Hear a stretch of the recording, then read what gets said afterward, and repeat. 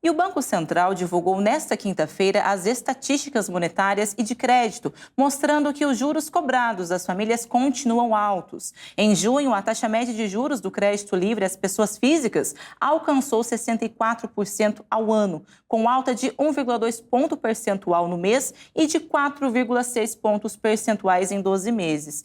Isso reflete na inadimplência da população. Só que quem traduz para a gente essa situação toda é a economista Carla Bene, que já está aqui conosco. Carla, boa tarde, obrigada por aceitar nosso convite e estar aqui conosco nesta sexta.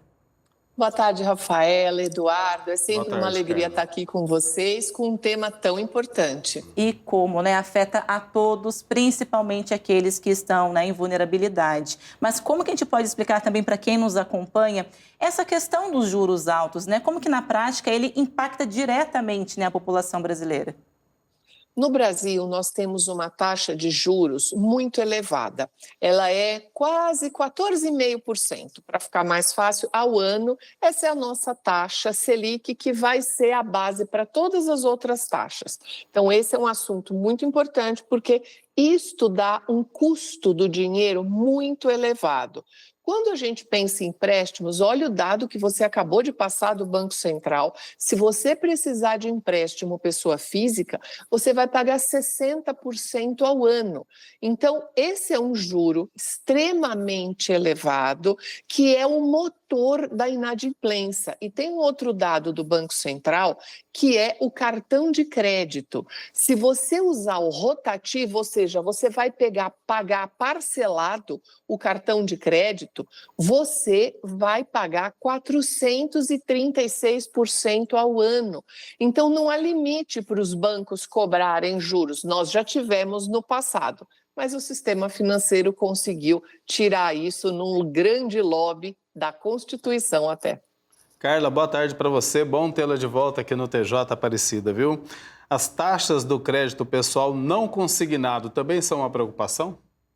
Também são uma preocupação. As taxas todas são muito elevadas. Se você pegar, por exemplo, até o Desenrola 2.0 agora, a cobrança é de R$ 1,99 ao mês, é a taxa máxima.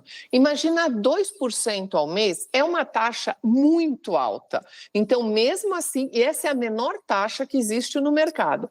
O consignado, ele tem uma taxa menor que o que se chama de crédito livre, mas é porque ele tem a garantia de já pegar a parcela dele. Então, você, na verdade, com consignado, precisa ter uma disciplina financeira muito grande, porque você passa a ter um valor menor na sua conta, já vem descontado daquilo que você tem que pagar.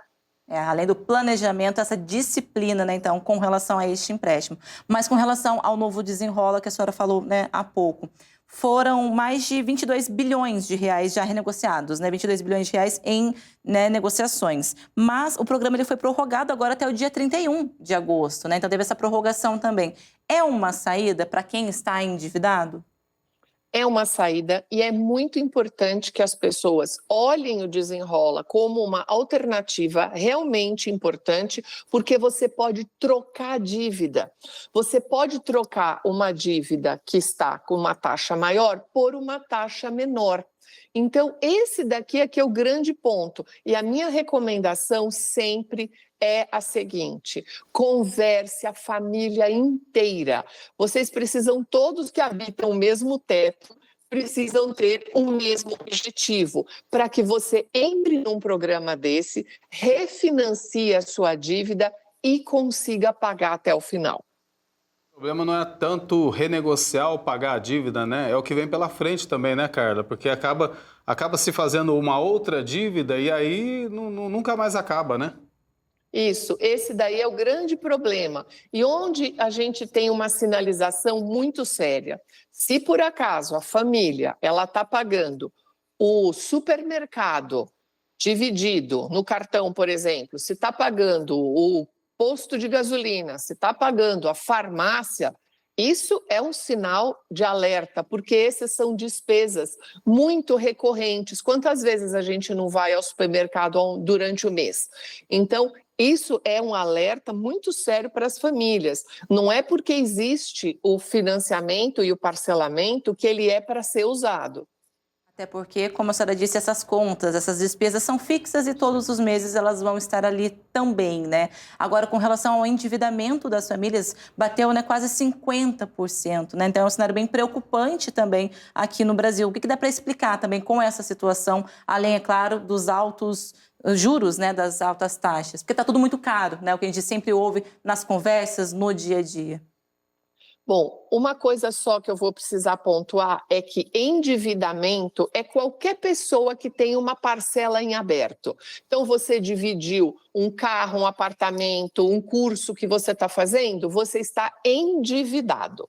Esse daí é um dado. Se você pagou em dia, está tudo ótimo. O problema é o inadimplente, que ele tem uma parcela em aberto, não paga.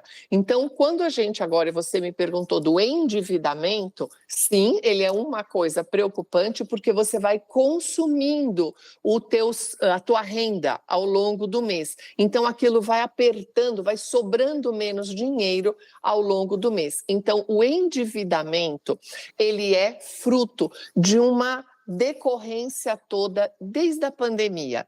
Sabe qual é o problema, Rafaela? Desde a pandemia, o mundo inteiro ficou com um custo de vida mais elevado. Então, nós tivemos a pandemia, tivemos um processo inflacionário durante a pandemia que aumentou o patamar de preços. Então, nós não temos nenhuma inflação explosiva no país, não existe nada disso.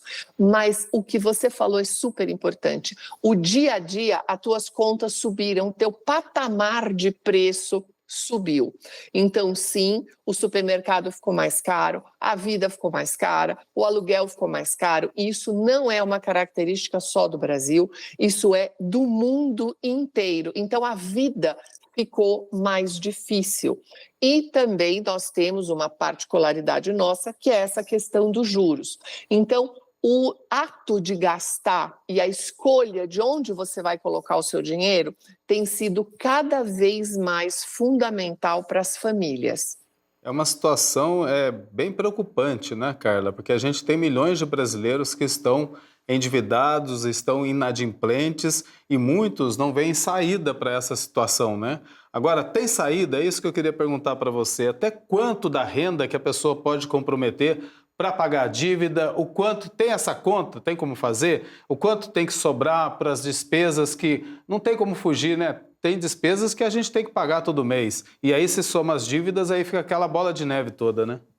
Sim, exatamente. A primeira coisa importante da sua pergunta é o seguinte: se você está numa situação onde você está endividado ou você está inadimplente e recebe telefonema de cobrança e entra num nervoso, primeiro, você não está sozinho. Hoje, nós estamos com 48% da população adulta no Brasil negativada.